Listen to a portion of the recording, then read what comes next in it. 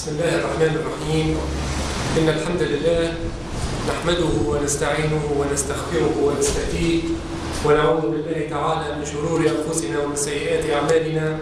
من يهده الله فلا مضل له ومن يضلل فلا هادي له ومن لم يجعل الله له نورا فما له من نور. ونشهد أن لا إله إلا الله وحده لا شريك له إقرارا بربوبيته وإرغاما لمن جحد به وكفر. ونشهد أن سيدنا محمدا رسول الله سيد الخلق والبشر، ما اتصلت عين بنظر أو سمعت أذن بخبر. اللهم صل وسلم وجل وبارك على هذا النبي الكريم وعلى آل بيته الطيبين الطاهرين وعلى صحابته الغر الميامين ومناء دعوته وقادة ألويته، وارض عنا وعنهم يا رب العالمين. اللهم لك الحمد كما هديتنا الإسلام وعلمتنا الحكمة والقرآن. لك الحمد على نعمك العظيمة وآلائك الجسيمة، حيث أرسلت إلينا أفضل رسلك وأنزلت علينا خير كتبك وعلمتنا أفضل شرائع دينك. جعلتنا من خير أمة أخرجت للناس وهديتنا لمعالم دينك الذي ليس فيه التباس، وخلعت علينا خلعة الإسلام خير لباس. لك الحمد على ما يسرته من صيام شهر رمضان وقيامه وتلاوة كتابك العزيز الذي لا يأتيه الباطل من بين يديه ولا من خلفه، تنزيله من حكيم حميد. أحبتي في الله، خير ما أحييكم به تحية الإسلام، وتحية الإسلام السلام، فسلام الله عليكم ورحمته وبركاته. درسنا الليلة إن شاء الله سيكون تحت هذا العنوان: التذكير بحرمة المسلم. حديث النبي صلى الله عليه وسلم: كل المسلم على المسلم حرام، دمه وماله وعرضه. كل المسلم. من هو المسلم؟ من هو المسلم؟ هذا سؤال ما يتعلقش بالفرعيات ولا بالجزئيات، يتعلق بالأصول، أصول العقيدة. المسلم كما قال العلماء هو كل من قال لا إله إلا الله محمد رسول الله، تنطبق عليه أحكام الإسلام، ولو قالها نفاقا أو رياء، كما حصل المنافقين.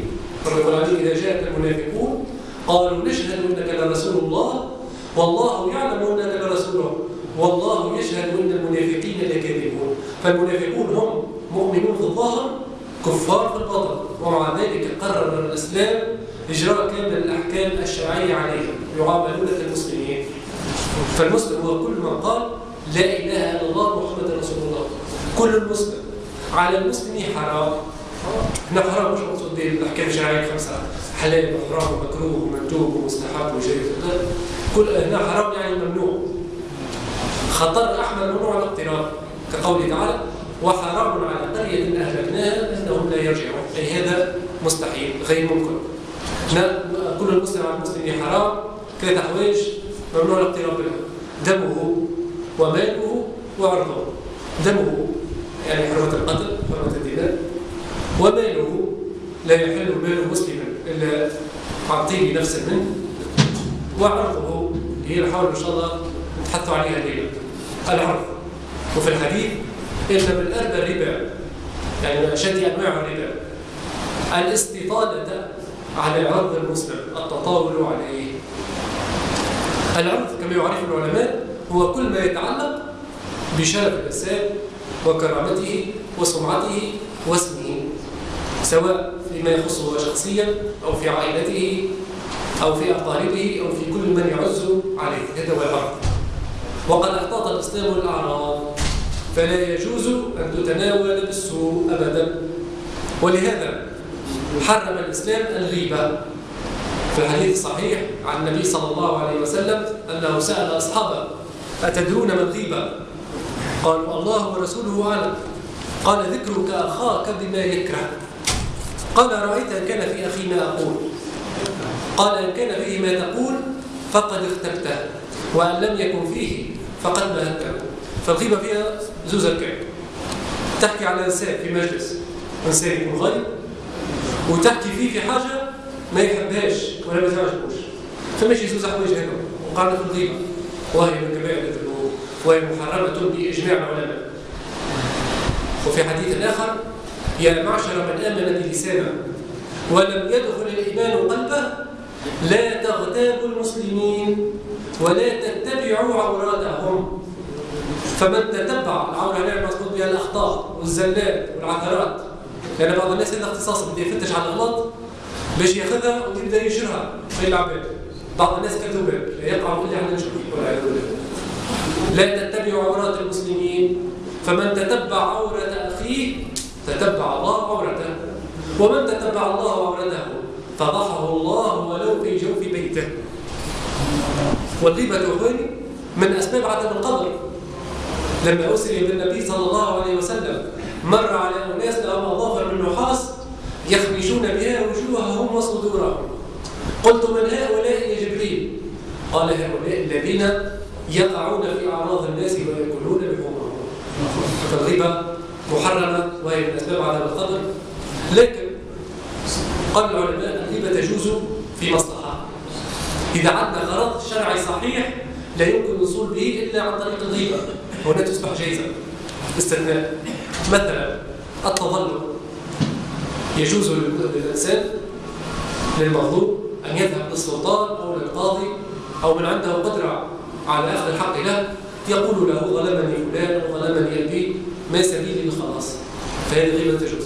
شفتوا أخواني باش تقول الإنسان يظلمني، هذه غيبة لأنك ذكرته بعيب في دينه، فهذا لا يجوز إلا لمصلحة. مثلا إذا الإنسان تظلم ظلمة راه مش يحكيها في أي مجلس واللي يشوفه في الشارع يبدا يحكي له، لا، إلا لمن عنده قدرة على أخذ الحق لك فقط. اثنين، تحذير المسلمين من الشر أو رد العاصي للصواب وزجره. وإذا الإصلاح مش لا الحالة توجيه الحالة الرابعة تحذير المسلمين أو قلنا رد العاصي للصواب. متى تعرف إنسان يقوم بمنكر تجيب لنا لمن عنده قدرة على زجره وردعه في العائلة في الدائرة تخدم فيها في مكان العمل، تقول له فلان يفعل كذا أزجره أو ارتعه وما إلى ذلك. ثلاثة، الاستفتاء، تأتي للمفتي وتقول له ظلمني فلان أو ظلمني أخي أو كان من شأنه كذا، ما هو الموقف الشرعي، ما هو المخرج الفقهي وما إلى ذلك. هذا جائز. الحالة الرابعة تحذير المسلمين من الشر ونصيحتهم. هنا يجي إنسان يستشيرك، مش يدخل شخص يستشير، مش يدخل مع إنسان آخر في شراكة، في معاملة مالية، في زواج، مصاهرة، حشوا مجموعة معلومات على الشخص هذا، مش يعرف يقدم على الأمر ولا لا. هذا الوقت يجوز إذا تعرف عليه معلومات يجوز غيبته. أما هنا لازم نحتاطه. أولا إذا فما إمكانية أنك تلمح، يقول لك إنسان فلان فلاني، قل له بعد عليه. يعني معروف زي نذكره بالعيوب بالتفصيل. إذا هو ما فهمش الراجل، ذاك الوقت يجوز لك أن تذكره بالعيوب المعينة. أما اذكر في حدود العيوب اللي يستحق الشخص الآخر مش ياخذ القرار فقط. عيوب أخرى ما عندهاش علاقة بالموضوع ممنوع عليك تذكرها. وحتى إذا ذكرت هذه العيوب يجب أن تكون نيتك هي نصيحة. لا تذكر العيوب بنية التشفي والحقد والانتقام والشماتة وما إلى ذلك. خامسا أن يكون الإنسان مجاهرا بفسقه أو ببدعته، فهنا يجوز غيبته. الإنسان يشرب الشراب تجمع تشاهد به بين الناس، قل فلان يشرب الشراب وما إلى ذلك، لا. إذا كان مستترا لا يجوز غيبته سيرة العرب، لكن إذا كان مجاهرا بالمعصية والبدع فهنا تصبح الغيبة جائزة في حقه. وسادسا التعريف، إنسان لا يمكن تعريفه ولا بلقب معين كالأعمى والأعمش والأعرج، فهنا يجوز إطلاق ذلك اللقب عليه إذا كان التعريف إلا بذلك، ويحرم إطلاقه على جهة التنقص والاحتقار. مسألة الإصلاح قد تكون نكرة في النميمة وفي الكذب، فنحن هنا نحكي عن غيبة. متى يجوز لك أن تذكر أخاك بما يكره؟ فستة على هذا كما ذكر ذلك الإمام النووي في كتاب الأذكار.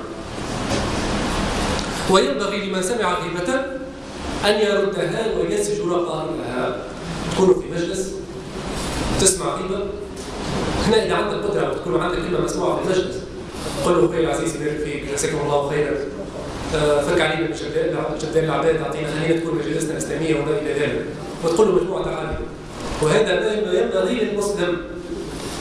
وفي الحديث من رد عن عرض أخيه رد الله عن عرضه النار يوم القيامة.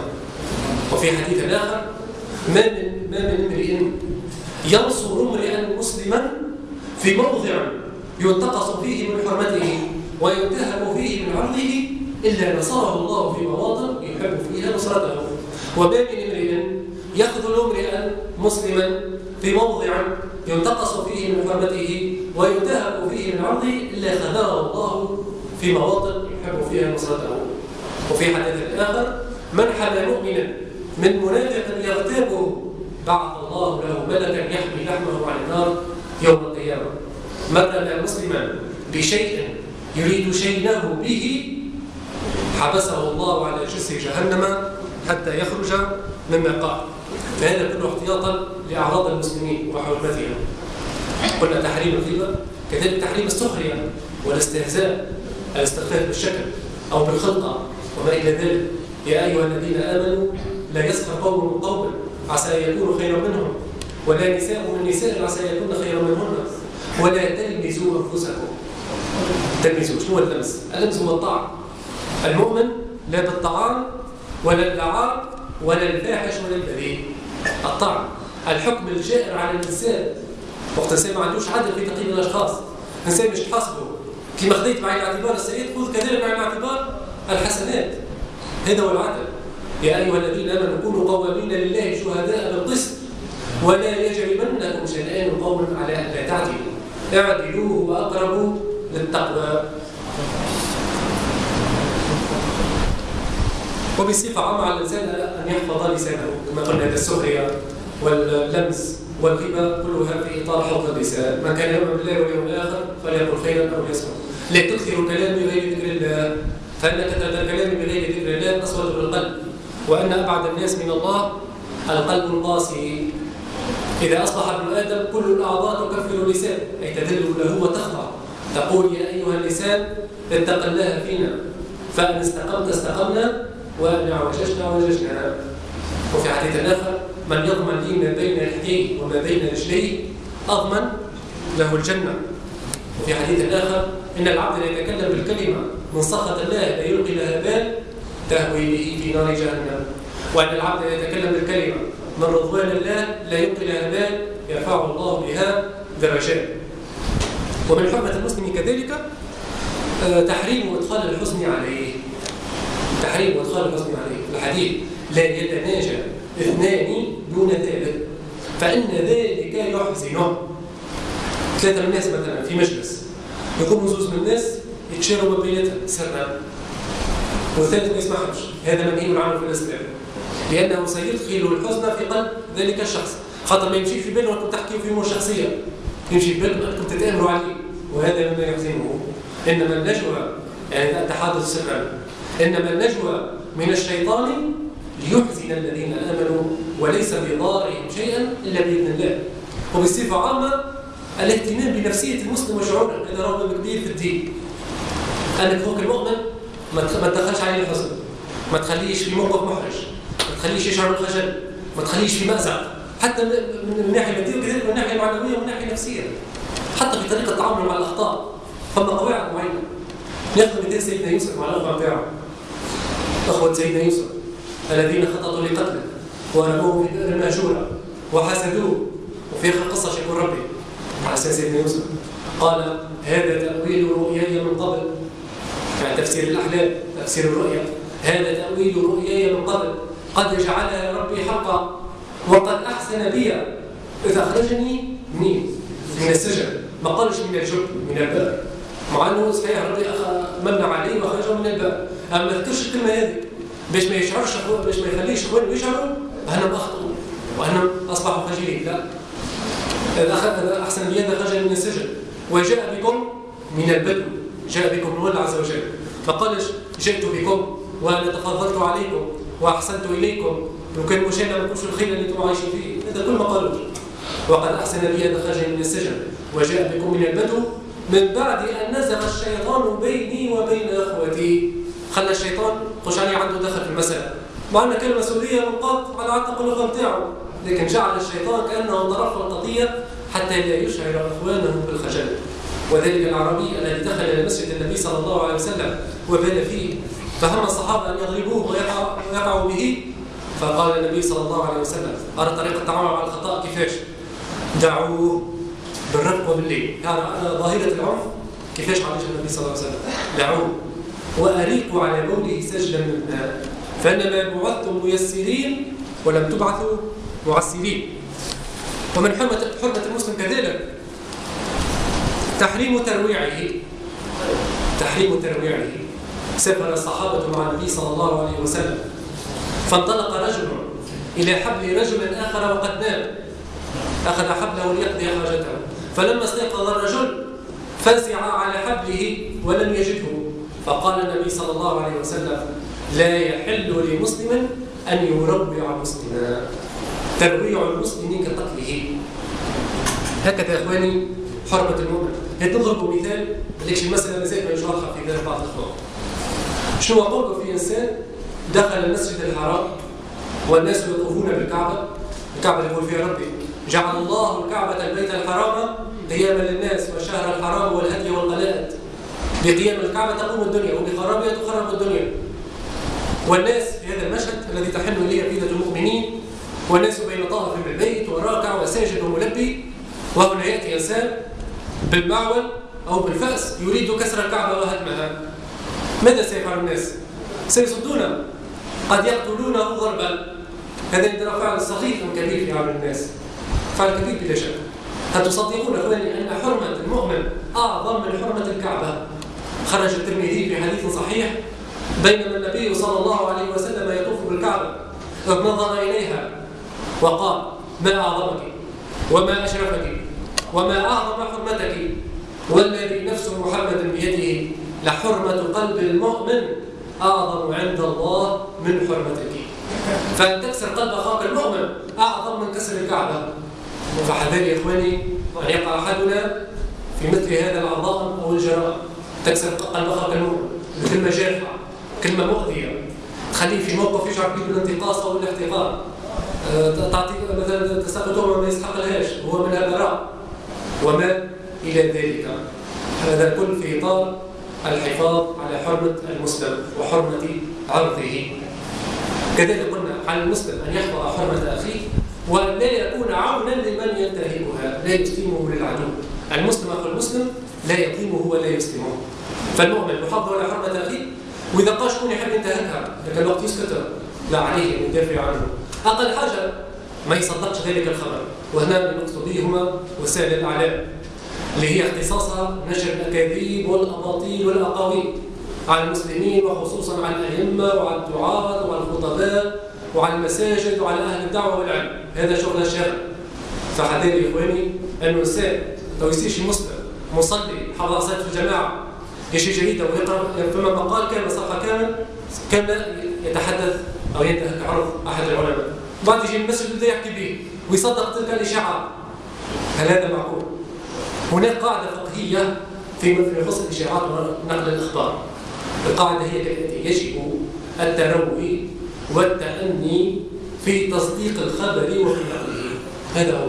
هذا فيه أدلة من القرآن ومن السنة ومن أقوال العلماء. من القرآن ما كان من خلق نبي الله سليمان لما جاءه الهدهد قال أحط بما لم تحط به وجئتك من سبأ بنبأ يقين متأكد. كان سيدنا سليمان صدق مباشرة قال سننظر أصدقت أم كنت من الكاذبين. يا أيها الذين آمنوا جاءكم فاسق بنبأ فتبينوا أن تصيبوا قوما بجهالة فتصبحوا على ما فعلتم نادمين. وفي الحديث إن الله كره لكم القيل والقال. هذا هو الإشاعات، القيل والقال. بأس مطية الرجل زعموا، إنسان ما عندوش مصدر صحيح مصدر علمي ياخذ منه الأخبار. بأس مطية الرجل زعموا، أي نعم قالوا لكن فاش قالوا حكاوا إيه وينه أعطيني مصدر علمي موثوق. في حديث آخر كفى بالمرء إثما أن يحدث بكل ما سمع. يقول الإمام الحسن البصري لا يكون المؤمن وقاف حتى يتثبت أو حتى يتبين. ويقول عبد الرحمن بن المهدي لا يكون الرجل إماما يقتدى به في الدين حتى يمسك عن بعض ما سمع، ما سمع. ترى كان يدبر القرآن الكريم نقاط صورة كاملة ولو كانت قصيرة ربي أنزلها للرد على أبي لهب وزوجته. وفي هذه الصورة تصريح باسم ذلك الكافر أبو لهب، على عكس عادة القرآن في التعامل مع كفار قريش يلمح لهم تلميحا، لكن مع أبو لهب ذكره باسمه، هي يعني كنية، اسمه الحقيقي عبد العزى وكنية بأبي لهب. ويزداد العجب أكثر حينما نرى في هذه الصورة المولى عز وجل خصص آيتين من أصل 5 للحديث عن زوجته، والتي سميت الصورة من أجلها سورة المسد. ويزداد العجب أكثر حينما نرى أن تاريخ أبي لهب مع المسلمين لا فيه قتال، لا فيه تعذيب، ولا فيه جراحات ولا اغتيال ولا شيء. لماذا إذا الاهتمام بأبي لهب واللعنات المصبة على هذا الرجل وزوجته؟